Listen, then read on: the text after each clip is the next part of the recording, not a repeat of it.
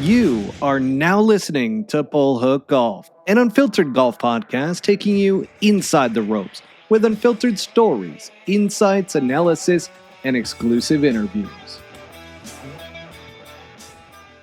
Welcome back, everybody, to Bull Hook Golf, the podcast. I'm Matt Cook. This is Bobby Brown.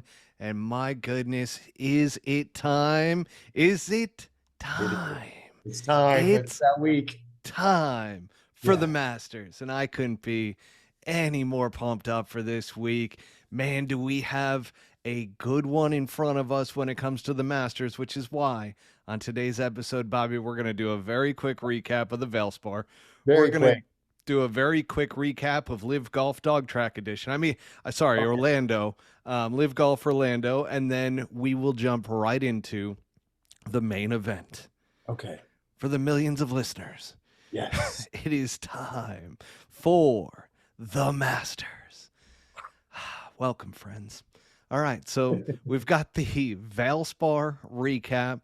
And, I mean, without further ado, Corey Connors wins it for the second time in the past. I mean, that was his first victory that he had. What was it? He Monday qualified. He actually I'm going to say it was 2018 because my guy, we were in the final group. Siwan was leading for the first 3 days and made a double bogey on number 3 that day and could never get really untracked, and Connors won. So he actually had to he didn't have any kind of status, really good status, so he had to Monday qualify and ended up winning. It was awkward. The Valero, who, you know, if you're not already qualified, the winner of the Valero is playing the Masters the next week, right? So the Valero runs their jet back and forth a couple times with players that are in the Masters field. I think there was 5 of them last week. Daryl Hatton, Hideki, a few others.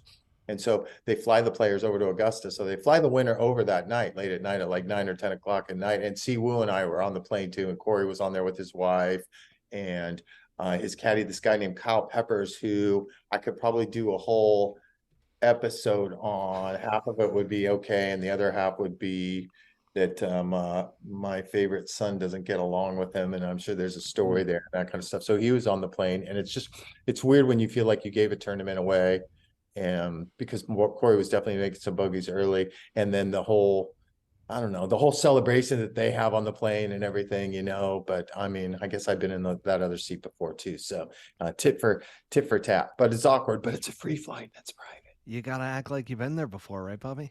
Yeah, you landed at Augusta at like midnight or 12:30 or 1 a.m. or whatever, and there's still people waiting for you, and they drive you where you want to go and everything. And it's the best week of golf. It really is. Not even close. There's nothing better. Close.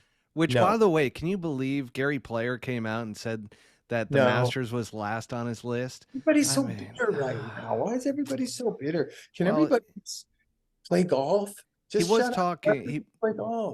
talking about the fact, I think he's bitter because he talked about how everybody assumes that he can just go play it whenever he wants as a former champion. And he's like, I can't just call up and go set up a tee time. And he was pretty bitter about that and the whole thing, which is why I think it's a little bit of he knew he was going to get some headlines with that and everything, and he did. So kudos to that. Yeah. Now, you got some headlines. Yeah. Bobby, we were neck and neck there at the Valspar, me and you. I mean, I had my racehorse in Ricky Fowler, and you had your racehorse in Siwu, or what is it, Kim Siwu?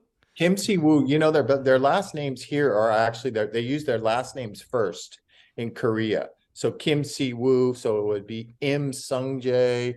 It would be Lee KH. It would be On. Yeah, Ben Yong Tong.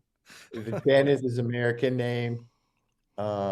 So yeah, they put their last names first. If you're over there in Korea. If you're over there.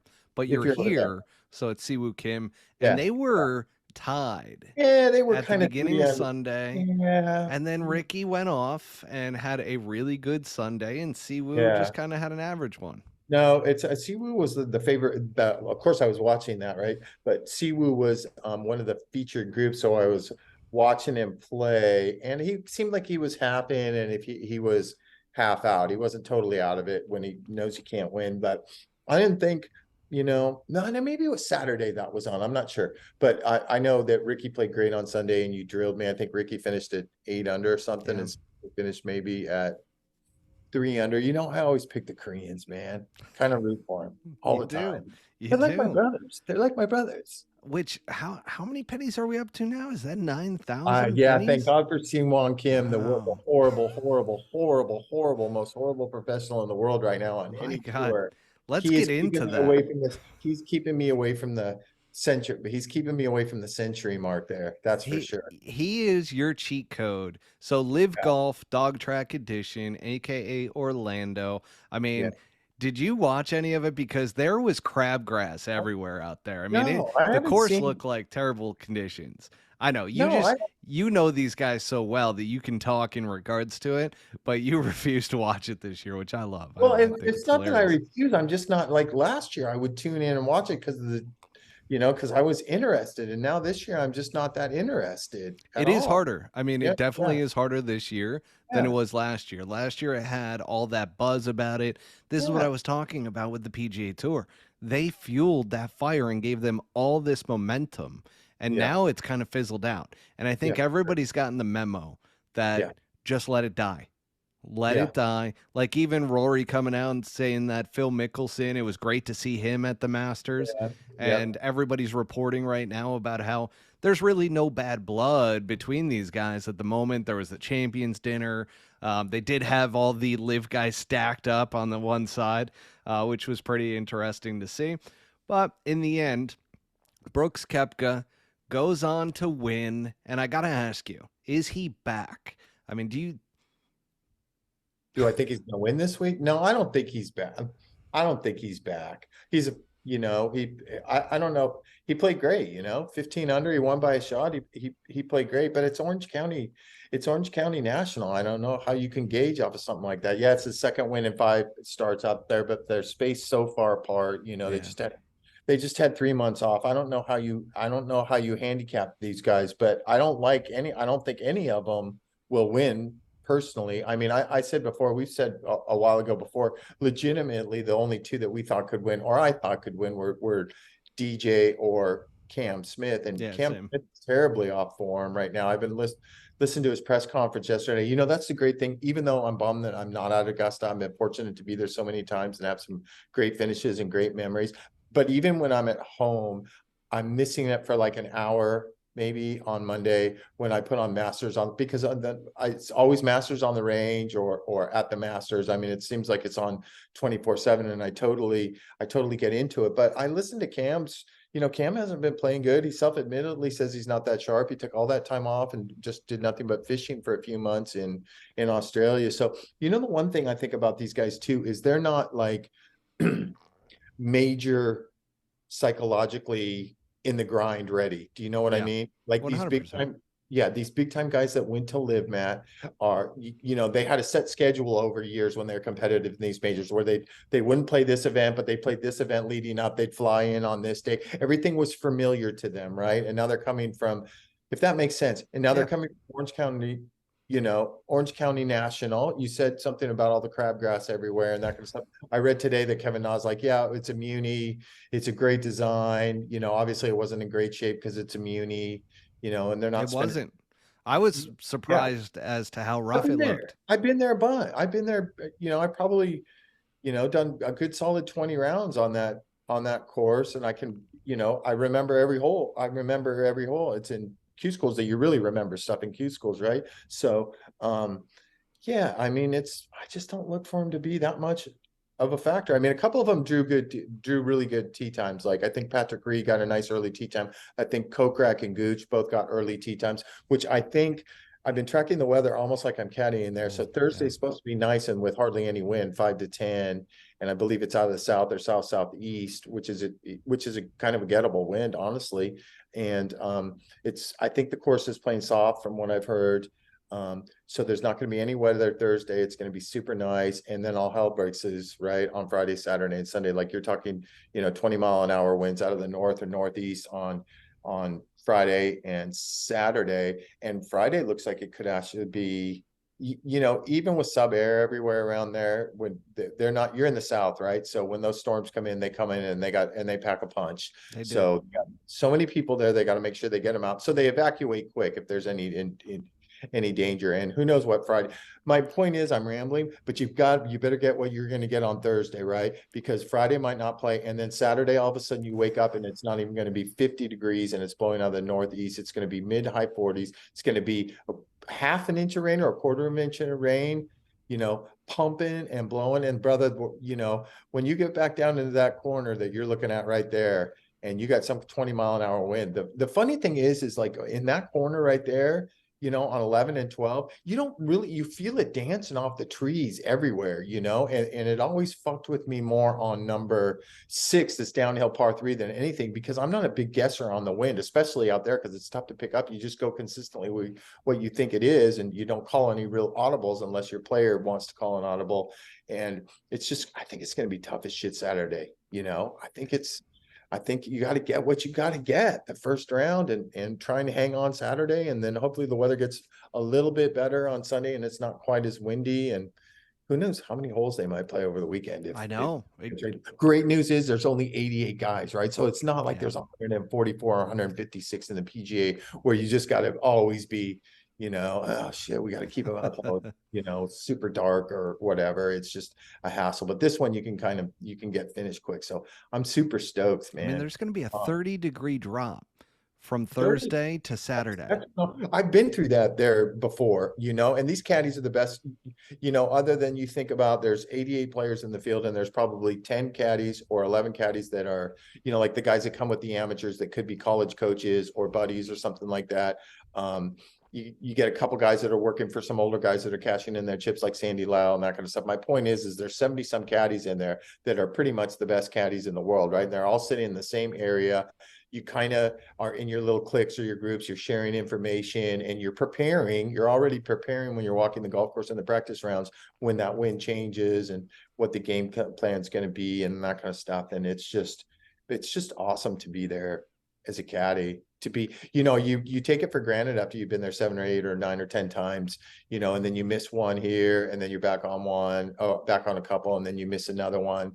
It's at some point you got to look at it inside the ropes as a caddy as yes, it's the Masters, but you can't get involved in all that. But sometimes I like today I was thinking back and I'm like, fuck, this is the Masters. Like, here's the deal. This is like one of the biggest Masters ever because the LIV guys, it's the first time the LIV guys are back in, right? So everybody's the first year they give caddies tickets, right? So everybody's all caddies friends and everything are looking for tickets. And I heard that tickets just sold out completely, like up and down Washington. They got all those stands up there and everybody's just Jones. And so there's a lot of anticipation with these LIV guys. Uncharted territory. And I'll tell you, from what I've been seeing with Masters on the range and talking to a few guys that are there that are looking for tickets, I can tell you that it feels like everybody's like the LIV guys, like and the PGA guys are like, dude, long time no see, or how's it going? It's like the whole thing is bigger. It is like, oh yeah, we're friends. Everybody forgot they were friends, and they've just put all of that stuff aside for this one week. And I wonder if Chairman Ridley or, you know, the brass at Augusta, you know, let it be known that this is not the week that we're going to show any tension on TV or get involved in this whole LIV PGA Tour thing. This is, you know, this is the Masters. Keep it all about the Masters that week, and that's what makes it so exciting right now. I think, you know, I'm absolutely pumped about it. I mean, it's almost as exciting as what our golf bets but louder was last week.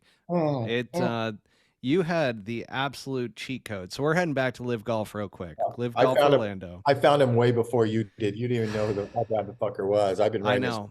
He's keeping me away from sending you a Venmo or a Zelle. He is. So Siwan Kim, he is 50 literally a video game cheat code for last place. Yes. I mean, you cannot lose with him for last place. Yeah. He's had it every single tournament so far. Yep. And I'm just wondering, will anybody ever beat him for last place? Well, I don't know. Maybe next year when he gets relegated, because it doesn't look like he's coming back, or Kevin Na's probably on the, you know, I know how Kevin Na is. He's probably looking to replace him already and trying. Well, that's where, like, is he able to go ahead and replace him at any moment? That's what I wonder. I don't know if you can tag in like Ogletree or something like that. I mean, he's Asian, so that would, that would have to probably realistically be an end of the year move, but I do never wonder if we're know. gonna have a Tanya Harding type of situation He where is Kevin Na just takes a some type of nightclub or something or golf club right to his knee and just is Kev's a like, nice oh, he's guy. injured. Kev's a nice guy, he's Korean, but he's SoCal. He's I like heard he Diamond knows SoCal. karate though. Does he? Yeah, Oh, he I likes to talk a lot. I know him pretty good. I mean, we get on pretty good. We always have. We have SoCal roots, and well, an Asian knowing karate, like, is that a fucking surprise or something like that? Fu Manchu. So anyway, so you get that one, and then Yeah. how about And my you call squeak. though? Okay, let's go. Oh, I'm gonna say this. I'm shouting you out. That was a genius call. Who thinks that Mark Leishman and Cam Smith and that team is gonna finish dead last? I was laughing at you. I'm like, well, I'm not gonna have to send a Venmo with that pick. But the most interesting thing was you had I picked Kevin Na's team who finished next to last, who you beat by a shot, but you had your team had an 8-shot lead on my team swinging into the last day, and my guys actually flipped you until the last hole or two. Were you paying attention? Where actually I was going to win both of these bets, and then one of Cam Smith's geniuses fucking bogeyed the last hole or the second to last hole when we were tied, and you won that. So we split on that. I lost the Siwan Kim Ricky Fowler bet, and so I got 1,000 pennies out of all the penny bets last you week. did. So you're up to 9. You're one away from the goal. You're one away from the golden ticket. I mean, should we not even talk about these guys that played at Valero, or No, you just want to go straight into the Masters? I want the Masters, man. This is the one week every year, and it's funny because it runs right up against my now wife's birthday. So happy birthday, wifey, Alyssa. She's got her birthday is actually today. So we're recording this on April 4th. And we were down in Mexico, which is why I caught the highlights and everything of the final day, but I looked at the leaderboard. I was constantly checking the leaderboard, and you're right. I was a little bit nervous in that final day, but anyways, forget about LIV Golf for a moment. It is time for the Masters, but that's where and she knows this, that we celebrate her birthday before her birthday, if that makes sense, because Augusta comes right after it. So the Masters is like a holy sacred week for me. I had been down there 3 years in a row, and I absolutely love going down there. I mean, just all the events, the bouginess to it. It's just, there's nothing better than, a NetJets or a Wheels Up private party with their concerts and everything going on. Their day clubs are absolutely incredible. You're rubbing shoulders with other professional athletes. You've got, wives in there from tour players that are out there playing. It's a great experience. And that being said, I do want to know though from you, who you got this week for Penny in Masters? Yeah. We're jumping right to that. It's my pick. Gosh, you're like defending champion. I know. And I'm going Rory McIlroy. I'm coming right out the gates because he is playing some golf. And I think with the whole LIV Golf versus PGA Tour, I think he knows he's got to step it up. And he's putting with the old Scotty. I loved his stroke out in Houston. And I think he is in it right now. He is locked in. He's focused. He's playing well. He's hitting the ball well, but he's putting well, which Rory, that 1 year, I mean, I forget how many shots he was up heading into Sunday. And then he blew a lot. And he spent a lot of time over there on number 10, on the side of number 10 in the cabins over there. And that was all she wrote. But that was a long, long time ago. I think he's played in 15 of these things now. And you would be, when he calls it game time in so many years and retires, I mean, I'd be totally shocked if he didn't have a green jacket. I think this is it. With you, it could be. I don't know who to pick. I mean, I could pick Scotty Scheffler. I could pick John Rahm. The Koreans are going to play good there. Sungjae finished. So obviously, I was in his bag in November when he finished second, and he finished 8th, I think, last year, and didn't play good the last day. Shot 74 or 75, so he was right there. Siwoo Sneaky always plays good there. Always seems to be a guaranteed top 25. I'm not saying he could ever win it or anything, but man, I really like Jason Day a lot. A lot. So I'm gonna take Jason Day. I almost wanted to take do a little long shot pick here, but I don't know what you would classify as a long shot, right? Like you say a name, I'm like, no, that's not a fucking long shot. Or I say a name, you're like, that's not a long shot. But let's figure out a long shot bet for Okay. 1,000. Okay. I'll let you Okay. lead. I guess I get to go first. I'll let you lead. Okay. Russ Henley. I want to take Russ Henley as a long shot. He's played good there in the past. He's a Georgia boy. I'm going to take Russ Henley. He plays early on Thursday too, 8:36. That's my angle. That's Bobby Brown angle. Get out early and get some right off the bat. Get number 2 and 3 right off the bat. Okay, I like Russell Henley. I Okay. am going to go because Now remember, I can veto this if I don't think it's a long shot. It's a long shot. Okay. You'll know it as soon as I say it. Because I saw him out on the range and I saw our boy Scotty McGinnis out there, and Scotty McGinnis looks good out there. So I'm picking Scotty MGinnis. Mito Pereira for translate that. Mito Pereira. And no, I'm picking Scotty McGinnis. Yeah, and Mito actually had a chance to win. I don't think he played very good at the last 9 holes at LIV, but I think he put the squeeze on Brooks with 4 or 5 holes to go, and he was the first one to attack and get only one back. I think he ended up finishing 5th, but I did look down the money thing. And so Scotty McGinnis is probably, I don't know what deals they got if they cut these guys a little bit, but just say 70% of like 7%, 70%, 7%, 700 grand is, quick 50 plus weekly. And I don't even know what team won the whole thing. Didn't Mito's team the whole thing? Yep. So I'm sure these LIV caddies are, not getting Jack Diddley, I've heard. I think every team's different on these teams, just like the players, but I'm sure he's going to pick up a little something for that. So that's a nice week for Scotty McGinnis, especially with Scotty Scheffler winning all these events and that kind of stuff. Scotty McGinnis's path, making a ton of money with Scotty Scheffler and then losing him and then getting Mito and almost winning a PGA and now just milking the LIV Tour for every fucking penny it has is not a bad thing for Scotty to be Scotty McGinnis the last 6 years, really, right? Yeah. Remember, Scotty McGinnis dropped down to go to the Corn Ferry Tour to work for Scotty Scheffler too. So I applaud him. For that. Do you want to go with another one? Too. What's that? Do you want to go with one more penny bet since we got 2 out there? Might as well go with 3. Gambling problem. Yeah, go. I am going to go. What is this? Do we have to do? What is the title of this bet? So heads. We had. Yeah, this is head to head. Yeah, fire. Go. I want to do it. I don't even need to hear you. I want to do it. I got a gambling problem. So I didn't even think about this one, but I am going to give you. Oh, let's see. What, shots or something? And you're going to take a player way better than the one I'll pick? No, I'm going to give you a gimme here because I think I just won the first 2. I think I'm going to give you a gimme. It must be Alyssa's birthday because this could be the fastest episode ever, and you had to promise her that. Something's up. Something's up. No. We've got more after this because I want to dive into some of the course with you. Want to give the listeners kind of the inside the ropes as to some of the strategy around Augusta National. And who knows, maybe some players are going to listen to it and start to take Bobby's advice out there. But I am going to go with Cam Smith. You're going to go with Cam Smith, and I'm going to take. What is that? That's like picking a fucking favorite, dude. Now I have to go to the fucking top level. I thought you were going to make it like something. We have talked about the fact that he's not in form. He's struggling, but he did play so well there last year, and he's such a good putter that he did there like 5 years in a row, bro. What are you talking about? I don't think I'm going Cam Smith. I mean, I got 2 LIV guys out there this week. You should give me 2-1 for. You should give me some shots for this one.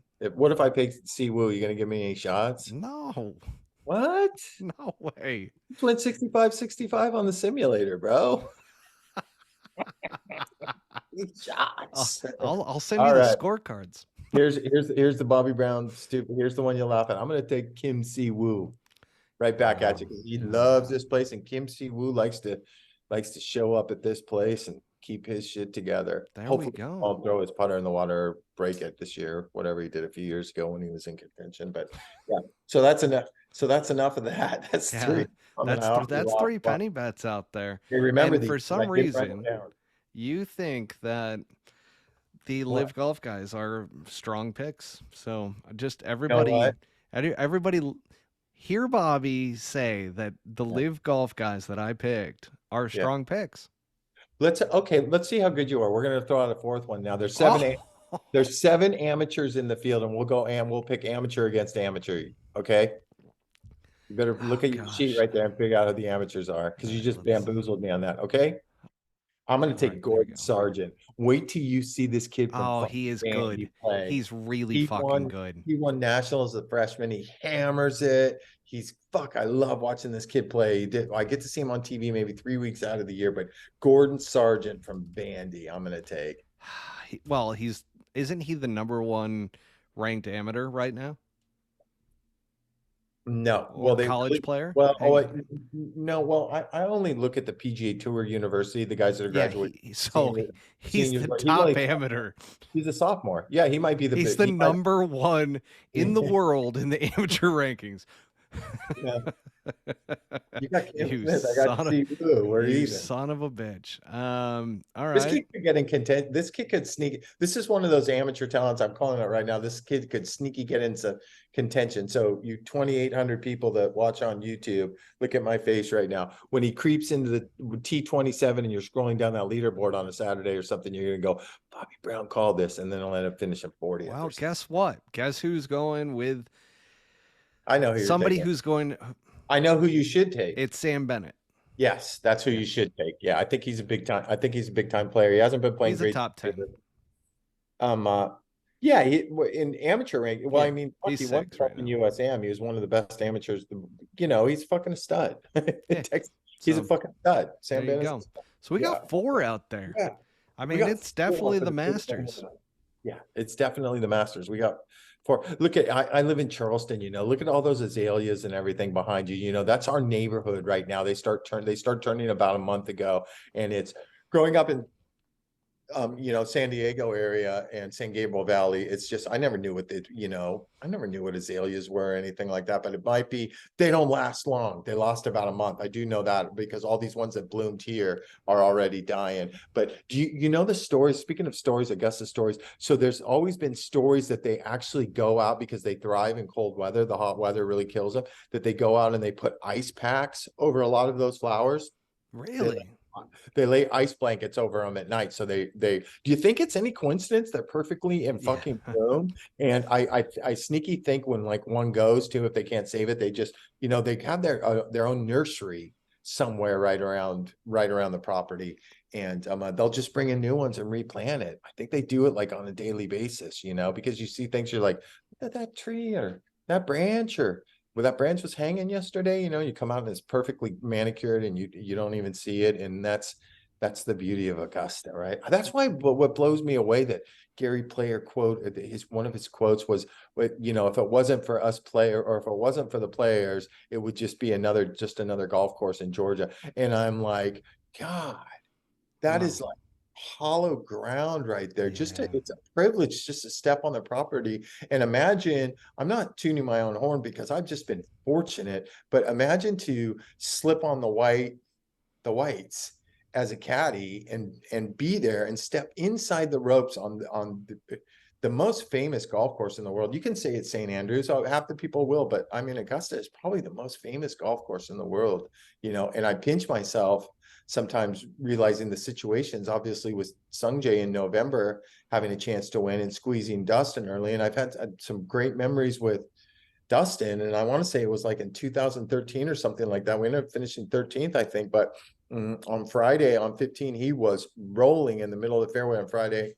And there's a big scoreboard and he got a bomb down there. And there's a big scoreboard you can see by the green. And I just happened to, you don't, so old school scoreboards, right?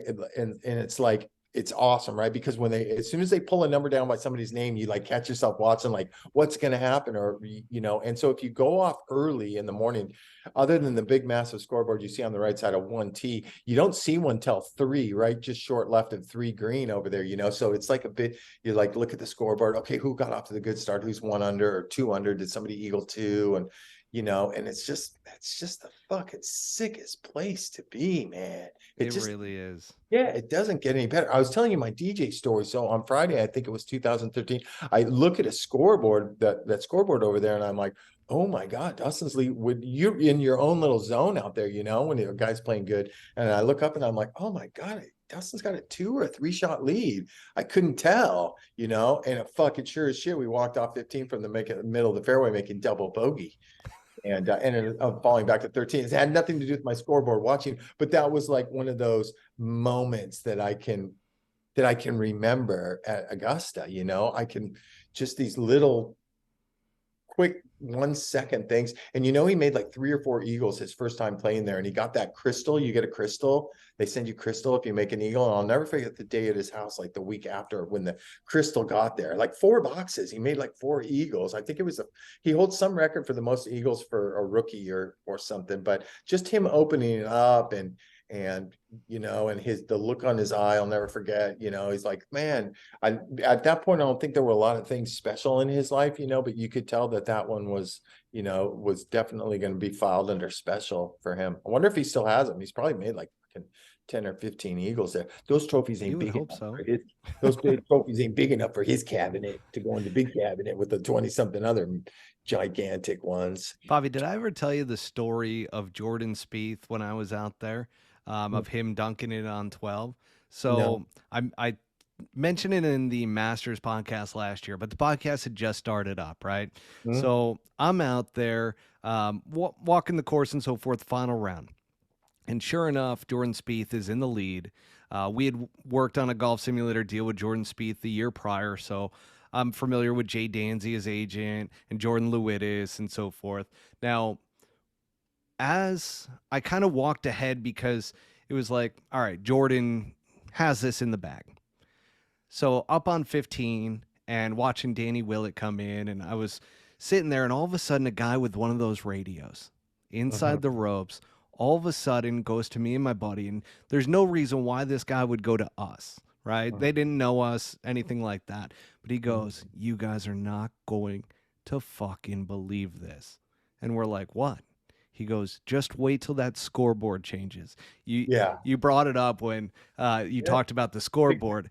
He goes, Jordan Spieth, he goes, it just came across the radio that he just dunked it on number 12. Yeah. And we're like, what? You better clarify that, because people say if you dunk it, that means you could be a hole in one. Oh, not a hole in one, folks. Yeah. If you guys remember the 20, get your lingo right.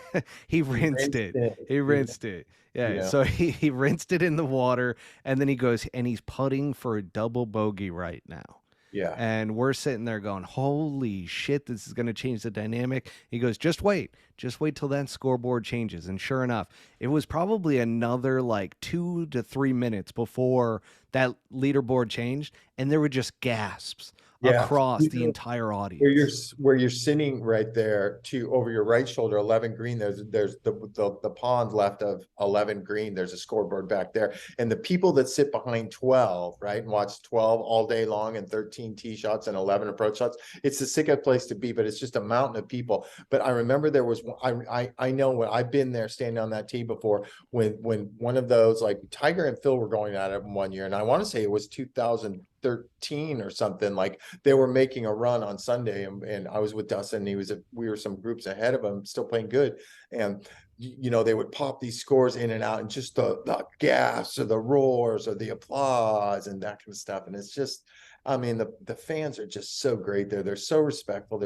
You never hear one drunk dumb ass. No, you don't. Comment. It's almost like people are there to see the golf and not drink, right? I'm sure you're gonna have a couple cocktails, and I know next to the clubhouse it's a big social hour and that kind of stuff. But out there on the golf course, they are just so respectful, and you're so, the ropes, are much closer there, so they get much closer to the players on the tees. Not so much the fairway shots, but that there can be some distance there. But on the tees, they're literally like right on you, and you don't hear a peep out of them. You never have to, you never have to tell anybody to hold still or be quiet or anything. The only time you really have to do that is if you're standing off of 17, there's a hedge back there that kind of guards 2T, you know, so you can't really, you got to look back and make sure that your guy's not hitting a tee shot at the same time the guy on 2T to get thrown off is hitting a tee shot, and then people come walking back there. That's about the only time you have to really be careful. I'll tell people to hold up if they start cruising off of 2T after guys have just blasted it down there. But you're right.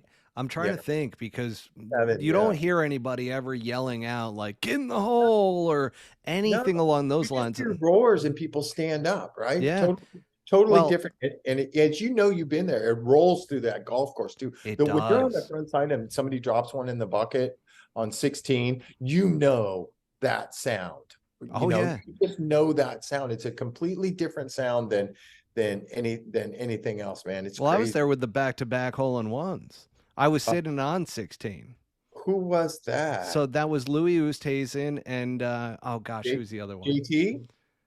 Was it JT? Might have been JT, huh? I think it might have been. I was standing on 17T one year where it was the traditional Sunday pin, and Charlie Hoffman hit a shot and we were all watching it. We were waiting for the fairway to clear. And I remember it landing on the green, and I looked at Dustin and I go, that's a one right there. Or it was Siwoo. I go, that's a one right there. And he dropped one in the, and it was crazy, man. It's just crazy. It does. It goes nuts out there. Oh my God. 11's like the toughest hole on the golf course, but that stretch right there, 12, 13, I mean 12, 13, 15, and 16, the dramatics that happened right there. And it'll be interesting to see how 13 plays this year. You know, they stretch that tee back there in the chute behind you, 35 Do you yards. like that? I don't know if I do or not. I haven't been there, so I don't know. I still think there'll be plenty of guys going. You know, I think there's going to be, if they go, there's going to be bigger numbers. The scoring average is definitely going to be higher, I would imagine, because it's not an easy wedge shot down there. You know, they play chess. You know, back left pin, they'll push it up there close to the next tee, close to 14T, and try and angle that and chipping across Rays Creek. But you know, it's I don't know. I guess I got to watch it for a couple of days. But there was something exciting you know, when you caddy for a super bomber that, you know, and that super bomber used to draw. And I remember Dustin hitting an 8-iron, 9-iron pitching wedge into those greens sometimes, you know, so it's a par 4. But the only thing I'm going to say the only thing I will miss or don't like about it is the fact that if you're that guy that's like 6 shots off the lead on Sunday and you're turning, all of a sudden the fact that you could go, you know, 2, 3, 3, 3, 2, you know, not that ever happens, but you could win. You could make that big run right there. Yeah. And I think that, you know, I think that was always something that you look forward to with the super bomber, or even just an average hitter too. But unless you've been out there, standing out there in that fairway, you have no idea what a hanging lie, how far above. Oh, it's dramatic. The ball is. In some spots, I've looked at it closely sometimes, you know, and it's a good 2 feet. It's 18 inches, 2 feet that these guys are choking down. And, you know, the old theory, ball above feet, ball go left. That doesn't really happen that much on that shot. They seem to hang right. And it's funny, the more that I caddy on tour, when you see these big hanging lies that should be an auto draw for an average player, because it almost is an auto draw for an average player. For these good players, it's not an auto draw, and it just seems to go straight, or you know, it just doesn't turn. If I had $1 for every time I had a pro say, how'd that not go left off that line? I'm like, man, shouldn't I be asking you that? What did you do to protect? Because I feel like this protects something, right? They don't really want to cut it loose. Well, they don't release the club face. You know what I mean? They're just kind of hang on to it. And you know what another special thing about 13 is? How many times it's happened to me, maybe once, maybe twice that I can remember, but how many times do you see a guy in contention or playing good who rinses it into Race Creek on 13, but he gets up there and it's playable, right? Yeah. It stayed on the bank, or it's in they control the water, I think, that drips down there. Of course they control the water that drips down there. So I think they do it perfect when you walk where the players walk across the creek to walk up to the green. If you look down to the right, the crevice or the little canyon there of the river it's a good 25, 30 feet across, but there's always this same spot that never gets. And it seems like I don't know, it's a weird story, but it's just something that I'm sorry, I'm sure I've done it a few times, but 13 is the greatest hole in golf to me. That's like my favorite hole. I just think 13 is the greatest hole in golf. And, you know, maybe once or twice. I should have taken, who knows how many times, or if I will get back to the Masters, but next time I do, I think I'm going to take a second, and I've done this a couple times, and just kind of look around, and go, man, I'm fucking caddying in the Masters on 13 green on a Sunday or whatever day, and it's so quiet and it's so serene back there in that corner, and it's just, and it's giving me goosebumps just talking about it, man. It's just special. We're treated, that's where Caddy Legacy and Caddy history is, right there, pretty much in that Caddy Shack at Augusta. But that's a brand new facility for us. It's probably not older than 7 or 8 years. It's state of the art. Everybody's got lockers. They put you in your same locker that you had the year before. The food is basically, there's an open menu where you can order whatever you want off the grill, and then there's just this unbelievable spread. And you want to talk, I'm not a big like memorabilia guy or trinkets or anything like that, but you can be, hope Augusta guys aren't listening to this, but you can be damn sure that week that I am taking extra Augusta National tees home, and I am taking scorecards, and I'm taking pencils home. But what I really clean up on is like Masters water bottles, the Masters logo, or my kid, or the potato chips, and I bring those home. And Rory is a huge pimento cheese thing. So my signature move on Sunday when I'm getting out of there is I get a Masters bag, like a shoe bag with the Masters logo, and I load it up with ice, and I'll take, because I love the egg salad, right? And I'm super the egg salad. I'll always eat the egg salad on Thursday, right? And my player, and I will eat that same sandwich as long as they're playing good. If they don't play good or they have a bad one, but I'll switch it up. But I never go pimento because I'm from California, and I never got the whole pimento thing at all. I've never had it. Yeah. The 3 years I was out there, I never had Rory loves them. So I bring them home like 5 or 6, right? And the chicken sandwiches are like a better version of a Chick-fil-A. And for some reason, when they're cold coming out of that caddy refrigerator, they're actually quite delectable, I should say. So I bring a boatload of shit home, and my kids like will go into the pantry, and they're like, "Oh, Masters potato chips," and they'll go to open it. I'm like, "Don't open that bag." Don't open that green Masters bag yet. I just want to stare at it when I look at the closet, or I get the whole row of the waters going and everything, and they don't let you ever keep the whites, God, if you got to get the whites, that would be amazing. Fortune off of eBay, I would imagine. But the lid I got like 8 of those lids, and they're in my closet, and they're like on ultra, and I never wear them, right? They're like ultra protection. Like my kid will come down with the Masters lid on. I'm like, "Where'd you go fucking put that hat back?" Like, Dad, you got 8 of them. Damn hat back, Junior. So there's so many special things. They never raised the prices over how many years at the concession stand. I didn't even know they had a moon pie there. I never did. Did I ever tell you this? I don't think I ever had the moon pie. Dustin's first practice round out there, left of number 3. I was telling you where the scoreboard is. There's a concession stand out there, and we're playing a practice round on Monday. And Dustin was running a little bit late or something, and he said he was starving like the first 2 holes. So we got to 3, and I'm walking up to 3 green, and I had been there for a couple days before doing a little bit of work, but I still wasn't. It's Augusta, right? My first year. Are you kidding?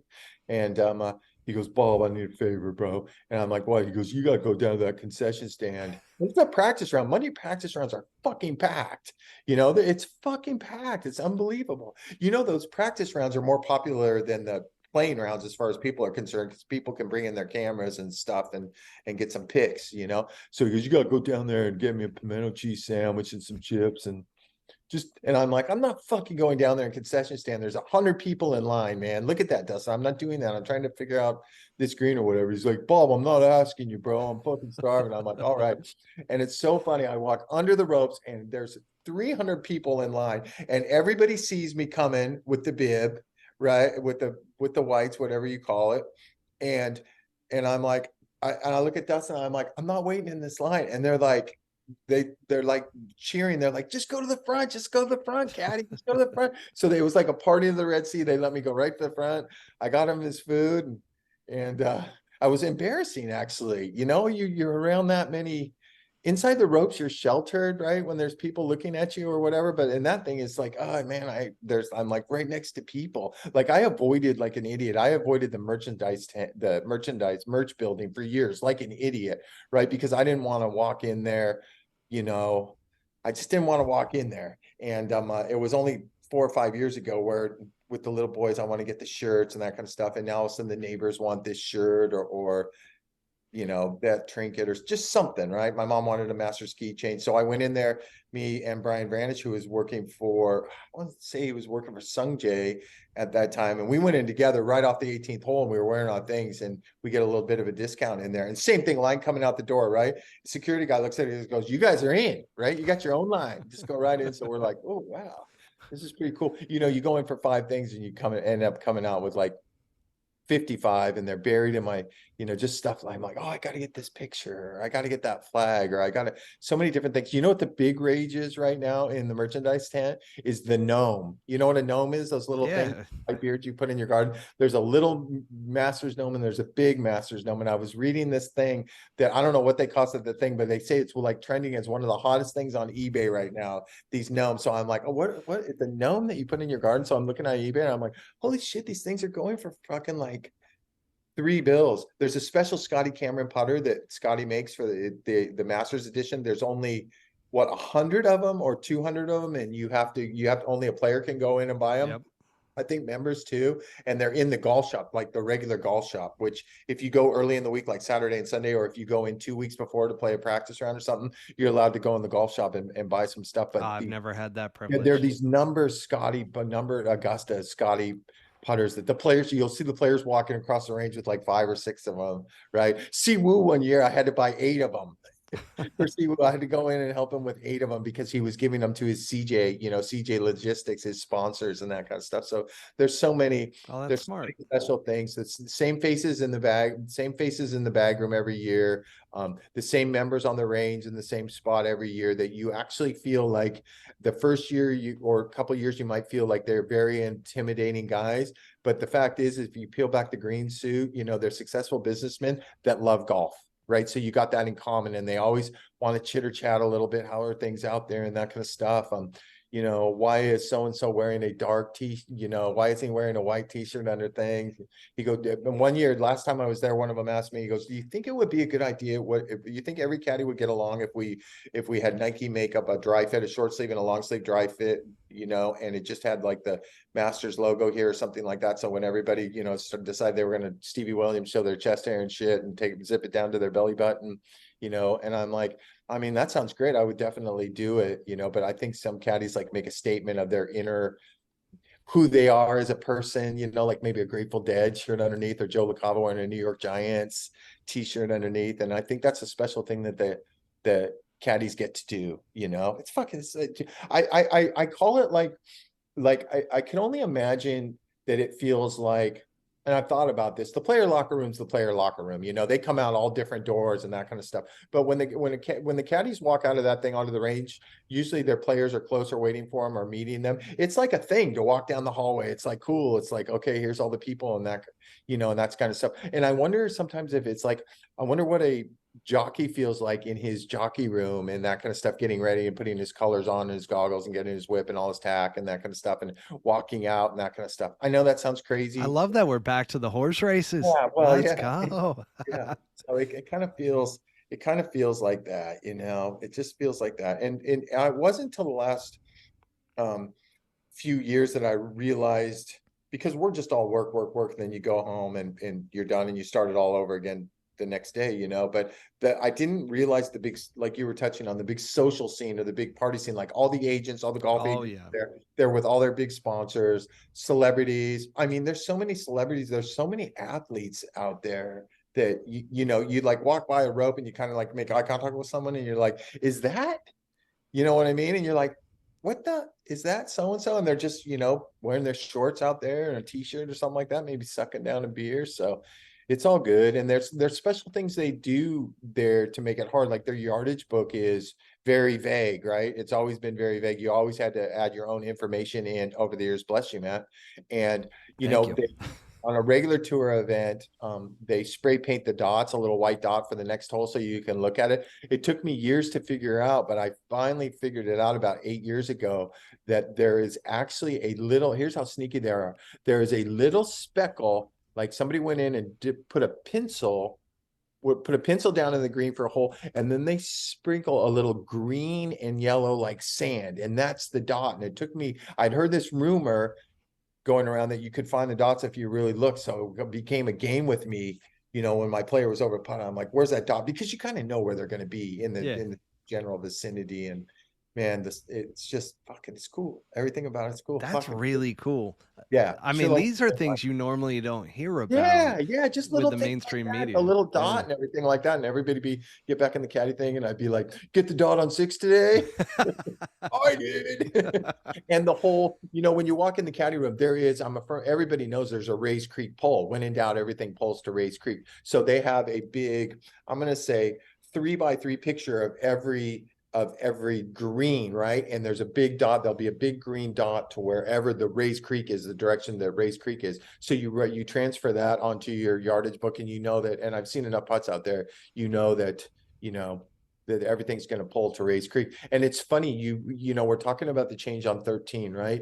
But what I've noticed over the years, I know they completely redid seven green. They completely redid the whole thing. But it's funny, I've been documenting putts, Matt, there for years, right? And it's just a few years ago, I figured out they almost change they tweak a little green or a hole every year, but it's so subtle you would never know about it. Like, when they tweaked 18, the slope in the middle of 18, when they softened that, you're like, man, this slope doesn't look like it did last year. And then somebody, a regular Augusta caddy, will give you a heads up early in the week. Yeah, they softened that slope. You can't just dump that bunker shot out there anymore and have it get all the way to the hole, like the one that Fred Couples has made. Siwoo's made that bunker shot once. Other guys have made that bunker shot. It's a famous one. But so I've been watching putts over the years, and I'm like, well, this thing goes left, and I watch him putt it, and I'm like, man, that stayed straighter. Actually looked like it wiggled right a little bit. And then after a few years, I started realizing, I'm like, those are the little subtle changes in the green, softening slopes that you can't see to the naked eye. And you know why you can't see it is because everything is so manicured, so perfect there, right? Like when they extend a tee, or they extended 11 tee back in the day, you're like, man, this felt like it's been here forever, and it was supposed to be that way, So we'll see how it goes, man. I'm all jacked up. One more day, man. Just one more day. Masters on the range and live at the Masters. Get to watch all that And then Thursday, it and it rolls around. all Yeah, it better not begins. be a rain out on Friday. I got my I hope whole day not. planned. I've got my whole day planned around it. We got the big women's. What's the women's professional tennis? WPTA or Oh, I have no idea. their circuit, like we have a big tennis tournament going on down the street, like Madison Keys and that kind of stuff. And I was thinking, I'm like, well, if it's a rain out, I can go take the boys to the tennis tournament. And I'm like, wait a minute, they don't play tennis in the rain. Don't rain on Friday. Talking about the women, Bobby, did you Yeah. catch any of and this is pretty cool that Augusta National now does this with the amateur tournament for the ladies. But I brought this up last year. How pissed would you be if you're one of the older professional women golfers, like Nelly Korda, for instance? Would you be pissed that you never got the chance to compete I don't at think Augusta anybody would. National? I would be. I don't think anybody would go on record saying other than Gary Player, maybe saying that they were pissed at Augusta National for anything. That's probably a sure way to get you not to play Augusta National. Yeah, ever, true. right? That's valid. Yeah, that's my theory. But I'm sure they're like, oh, where was that when we were growing Yeah, up exactly. But it's pretty exciting. I didn't watch. I know Roseanne won. I know she's dominant and that kind of stuff. There's a girl from I can't remember her name. There's a Jenny Bay. No, there's a healthier girl, I'm going to say, that I like from LSU a lot, that has had some good finishes there. I think she barely made the cut, but I do know that I was like watching shots and that kind of stuff at Valero last week, because that's what was going on early on the TVs. But I do know I did a lot of reading. Obviously, I watched some videos of the end and how she won it and how she souped it on 15 with a 2 or 3 shot lead, and I guess her dad is a little overbearing. Did you read about this? That like Bones was doing the commentary, and Bones, I read watched it. Comments like, this dad needs to get out of the way. I guess it was brutal. Everybody was commenting about it at social media, but that's she was struggling. I mean, she had a huge lead heading into the one day that they play Augusta National. Was your dad in the way all the time or something? Oh yeah. I mean, he was in her ear, and Bones was talking about the fact that this is the time, he's like, and I used to do this with Phil, to where, every once in a while you got to put your arm around him and let him know, hey, it's okay, calm down, let's take a breath, everything's going to be fine. Because she was, she went on Gosh, about, I mean, it started from the very first hole. I think she went bogey, bogey to start, and then she was like 6 over there at a point, and she had basically lost the entire lead, and then ends up, I'll give her credit because, man, 15, 16, 17, 18, she just dialed it in, and she Yeah. got it to the house, and then as soon as the playoffs started, they went head to head, her Well, and Jenny 15, Bay she from didn't dial it Georgia. in. 15's where she made the big number with the 2-shot lead, where she went You're after right. in two. She made double You're there. absolutely right. So it was Yeah. 16, 17, 18. But after that, I mean, she stuck a shot on 16.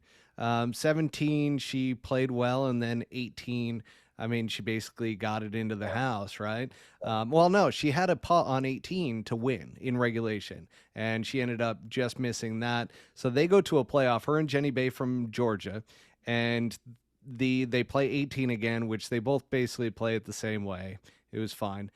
Then they get to 10. And on 10, they both rip drives, but I said it. Alyssa was watching it with me, and I go, "Oh, honey," I was like, "It's always an advantage to be the first one to hit your approach shot. Because if Mhm. you can hit a Yeah. good shot, you put all the pressure on the other one." And sure enough, she went ahead. Rose hit it to probably like 25 feet, but it probably looked closer from back where they were standing. Maybe not, but then Jenny Bay gets up and she just pull hooked it into the left, and she's in the bushes, and then she hits it into the bunker And from from table, there. yeah. And yeah, it was all over from there.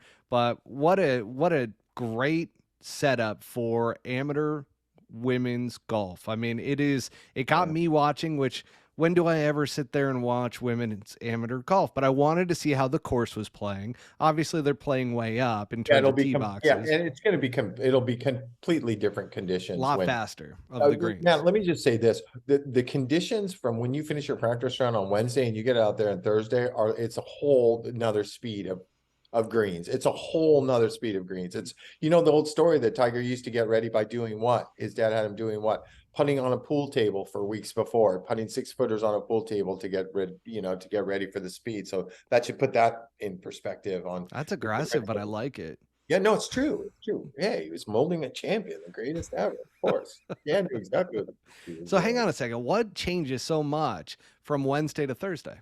Well, sub air is the greatest invention in the world, right? So they Mm, keep them slow, and they probably don't cut them as low as they do. Although you can't tell because they're wicked fast during the practice run. But then you roll around to Thursday, and you're like, this is a whole nother level. So they run the sub air all night long, overnight, and just suck the moisture out of them. And they probably trim them down a little bit more. They have sub air running through that whole golf course, and that's going to be a big thing. Why I feel like guys got to get it on Thursday is because even though they have sub air everywhere, you can get mud balls there because there's the creek running down there, and that's the low point. One green basically for everybody is the highest point on the golf course, right? And yep. so if you're standing on one green on the front of one green, looking to the back of the green, Rays Creek is basically behind you and slightly, maybe just a fraction the to the left. So Okay. Yep. just you can catch some serious mud balls there on 13, 11, all of them. You can, because there's not a ton of grass, right? It's mowed fine. And there's nothing worse than hitting an approach shot into 11 with the pond on the left with a boatload of, mud on it, or approach on 13 anytime there's water around it. So that's something that they're going to have to deal with. And that little shot behind you right there on number 12, that's 6 and 12 are the two trickiest wins on par threes. I mean, I've never sent. I'm gonna try. Okay, here's the big jinx. You ready for this? 9 Masters for me. I think 9 Masters. Never had anybody soup it on 12. I mean, I'm not going to tell you who taught me this trick, and it has nothing to do with the win.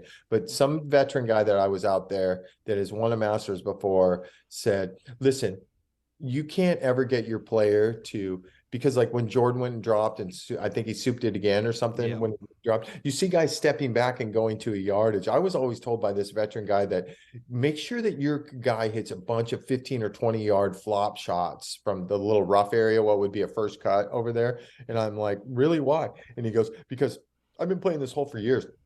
It's better to drop up there at the right at the end of the water where it crossed right there in the first cut, and hit the flop shot is a lot easier than going back to 45, 55, 65 yards, depending on your angle, And you're slightly downhill, aren't you? And you can't really, yeah, you are. And you are a little bit, you are a little bit from the first cut there. But to me, you only have to hit over 10 or 12 yards of water at that point from, 20 yards or something like that. It just made sense to me. Now you can't have your player go, hey, can you practice this shot out here on 12 in place? You fucking rinse it.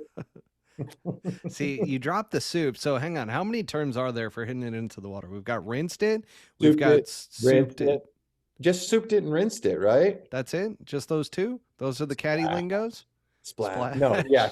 Rinse is the big one. Rinse. Soup and rinse are the only ones that caddy use. Remember that. And you see guys, the wind's so weird. You see guys hit it up there in the azaleas way up on the hill back there, and somehow it's like, wow, this is playable. The front bunker's not bad on any pin. I always thought that Fred Couples always told me that he takes his X on any pin, right? Before his brain kicks in, and he starts his downswing. He said his X on every pin on 12 is 5 yards over the middle of that front bunker. He tries to hit it there. It's a makeable putt on every single pin. He goes, you get to the top and all of a sudden you feel like you're in a good spot. You might accidentally go after one every once in a while, like these guys do. But I always thought that like I would always reiterate to my players, okay, this is the spot, you could say it. Remember what Freddie told us in the practice round, Dustin, or something like that? It coming from me or a caddy, it might not register, but if you drop Freddie's name in there, who is an absolute legend around that place, he's in the same spot on the driving range, the very first spot right there, close to the trees, him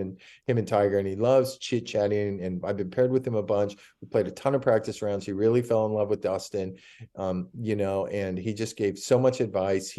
Remember I just told you the story about Dustin, me looking up and Dustin looking, at the leaderboard on 15, and then he made double. Well, Freddie always said, I'll try and squeeze. If you got to lay it up almost as close to the grandstand by that tree that you can, about 40 yards short of the water. And we're like, why would you do that? When you such a huge layup, he goes, it's the only flat part, right? And that's why you see when guys like when Tiger rinsed that one and he got the penalty, and watch guys lay the sod over that thing, because it's severe downhill lie from 90 or 95 yards is not, they're the best players in the world, but it's still a tough shot for them. So it's little things like that, little advice you pick up. And this is the one week that you notice that the older guys really will take a younger guy under their wing. And it's the only week that they'll go out there and give him advice and tell him, hey, this is good here. Watch this shot here. It's not as easy as you think, and that kind of stuff. They embrace the young guys right there. I think it's the whole Bobby Jones factor with the amateurs and the young stuff like that. So I think you're spot on. Yeah, for sure.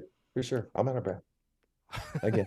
Well, you talk about Freddie talking about his spot.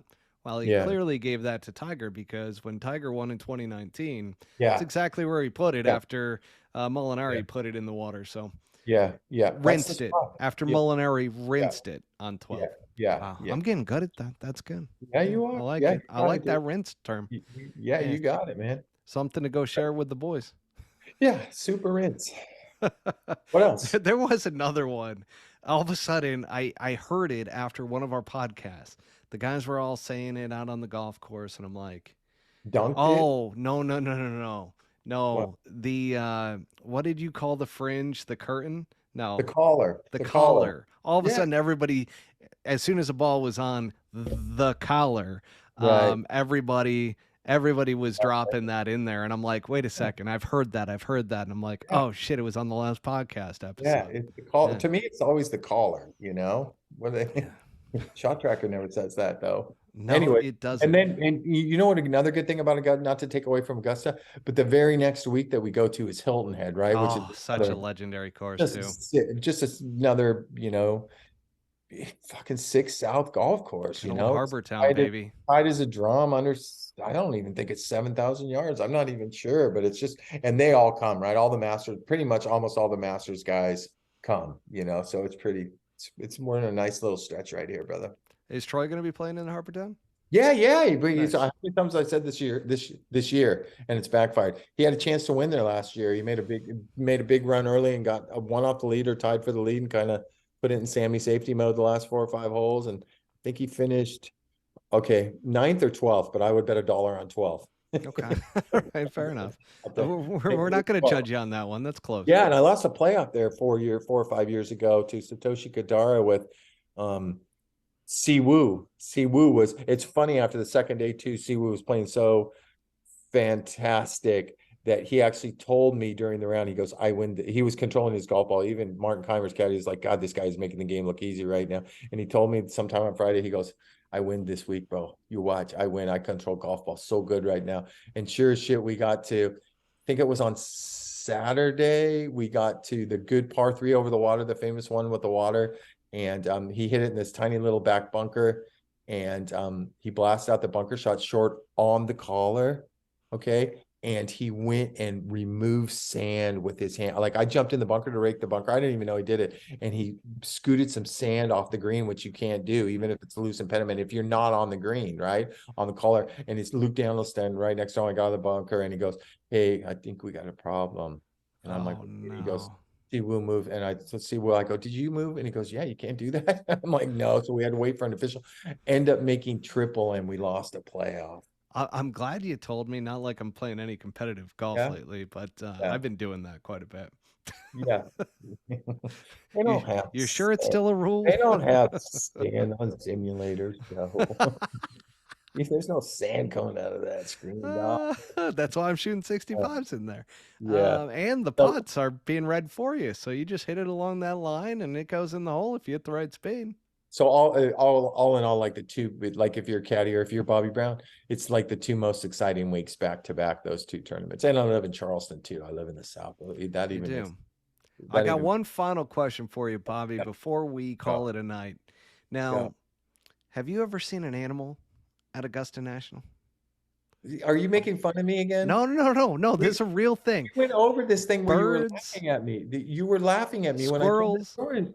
Shut up! We're going over an old episode. I told you I'd never. I know it's a new year. We got new listeners. They got to hear it. What you didn't believe from me is that I've never seen a bird other than on the driving range. No, I've never seen a bird there either, and I've never heard a bird. Which there's always birds in the broadcast, which are clearly put in there. Are mic'd in. But it's funny. I've never seen a bird in caddies. We talk about it all the time. And one time I'm like, everybody's laughing at me. And I'm like, you think there's like one of those dog electrical fences that go around the golf course or something right there? You know, there's all these little trivia things that you could say about Augusta. Where's the only palm tree on Augusta? Do you know that? There's a small palm tree on Augusta. It's right at 4 green. Next time you go, it just stands out. You're like, oh my God, that's a palm tree. Like, I had an old caddy play a trick on me. Another little thing people don't know about is if it's a 6-mile-an-hour wind, which is nothing out there, don't the flags look like it's pumping 20? Because they use the paper thin flags the public doesn't know about. They're these tiny paper thin flags that are totally different texture, and they're so light, and Augusta does that on purpose. So on TV, it looks like it's humming 20 when it's only little shit like that. When it's only blowing. That's so smart. Yeah, it's only blowing 5 and 6. Well, and the walkways, they've got, it's not spray paint, but it's like little green pebbles. Mm-hmm. Yeah. You know what I'm talking about? And that's what I'm talking about, them doing so much overnight. And then what happens if you get wet conditions and that turns into mud or brown stuff? They come out and spread out more, so it looks perfectly green all the time. There is not a blade of grass. You want to talk about caddies replacing divots? Everybody's replacing divots there, brother. And they're taking their time kicking them in and doing all the right things, you know? And then it's ryegrass. So does it ever kind of just blow up? Yeah. What happens when it blows up? Well, if it's okay, here's the deal.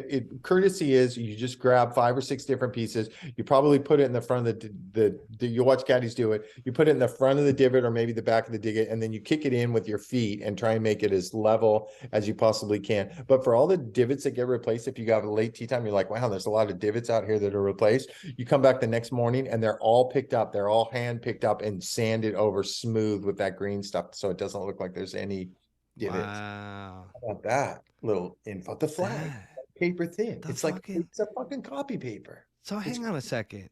What about the normal flag stick? Same thing? No. Yeah, same thing. Yeah. Really? Yeah, same thing. Yeah. So those aren't the ones that they sell in the shop, because I have a Jordan Spieth signed flag, and that's a thick flag. Yeah. But that's got to be fake, I guess. No, yeah, that's not the game. The flags that you buy, the people buying merchandise tent or in the Yeah. golf shop are even at the regular event, they're not the same flag. It's not the same texture. It's a Wow. paper thin. I mean, it's literally like paper thin and No it's kidding. light and it's kind of What if silky. somebody ripped it? I don't think you can rip I've them, to never tell you seen the it, truth. but How yeah. would you? Caddies are so particular when they pull the, last thing you want to do as a caddy when you pull, and I've done it a couple times, everybody does, but when you pull the flag out, watch how a veteran caddy will, like, if the flag's wedged in there or it's windy or something like that and he's struggling to get it out, watch how when he pulls it out very slowly that he just lets it sit there for a second because he doesn't want to jerk on it and clip And the get the grab, cup. clip the cup, the top, because, and same going back in. Sometimes caddies will put, if you, when it's windy, it's tough to center it and put it back in. You really got to take your time, because if you clip the cup and damage it, a player or a caddy can't repair it. It's a big production. The official has to come over and maybe a greenskeeper and redo the whole thing. It's actually a penalty if you do something like that, I think, if you repair the cup. So I accidentally did it at Valspar on Friday and I didn't say anything because I'm like, God damn it, I just clipped that cup.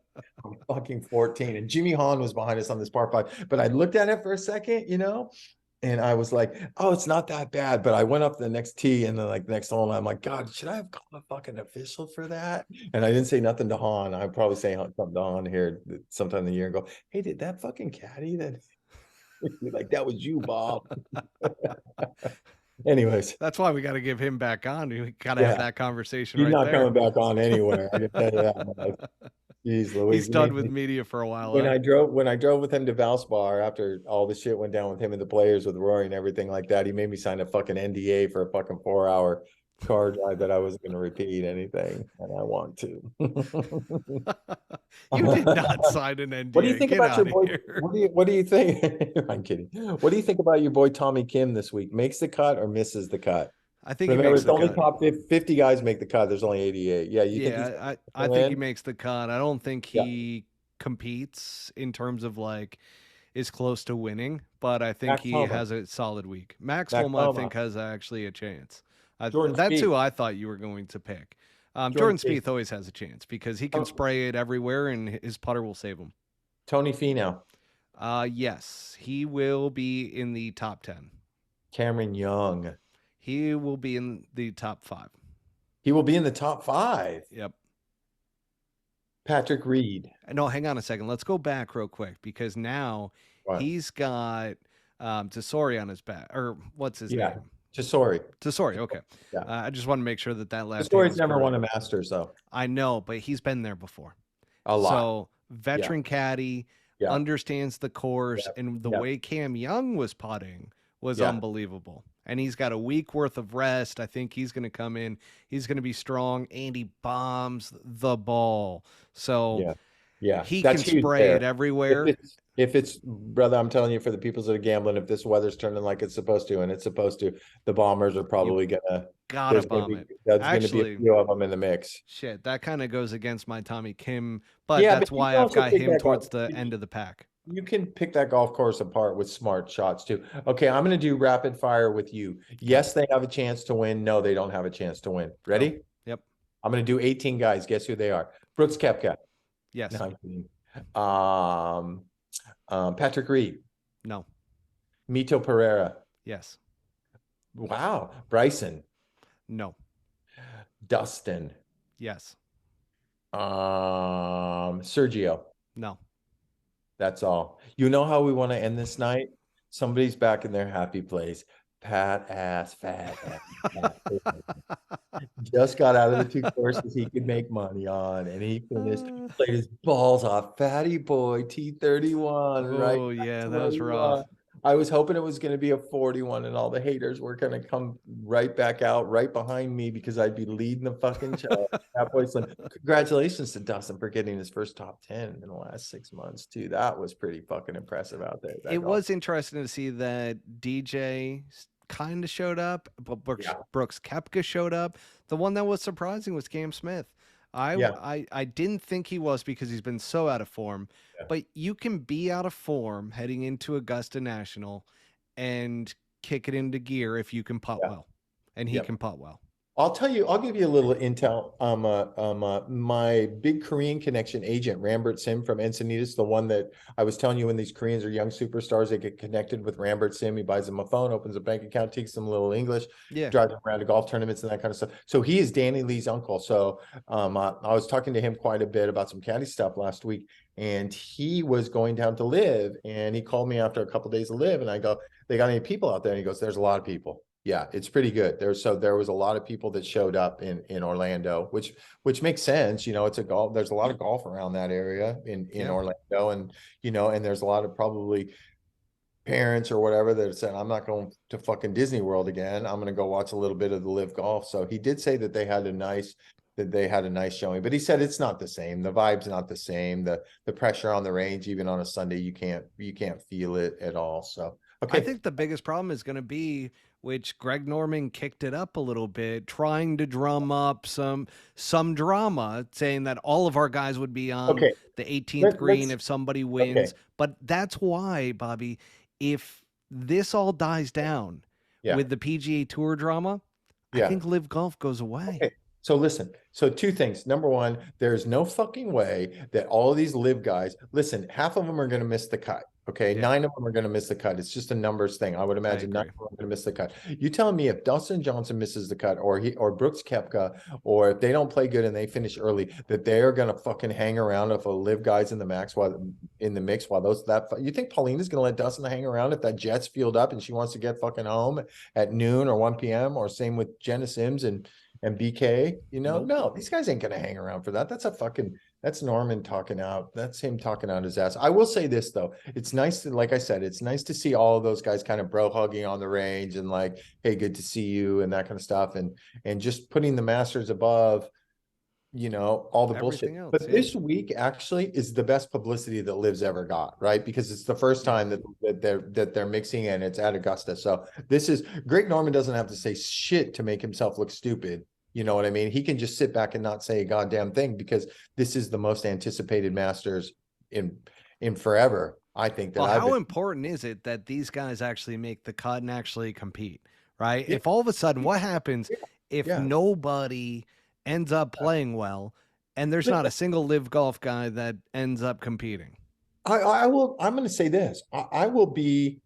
I think Dustin can win, right? I don't think Koepka can win out there. I think Dustin can win, but it still would surprise me if Dustin won, because I know that you just don't tune up a week or 2 weeks before the Masters. It's the whole year leads up to that week, right? It's like training a racehorse. The whole week for those big time players, the whole year, leads up to that week. And then that's where I just thinking that just a little bit of that tiny competitiveness, or how to deal with pressure in majors and that kind of stuff, unless you're doing it constantly all the time and have your set schedule. I just think that behind everybody else has a little tiny bit of it. You make a great point right there, Bobby, which I want to touch upon, because for these LIV Golf guys, I think a lot of them underestimated, because of how focused and how much they trained while they were on the PGA Tour, that they relaxed and they really took it as a break. Right? I mean, DJ was out on a yacht. You got Cam Smith fishing the entire time. Brooks is off doing whatever with Jenna Sims.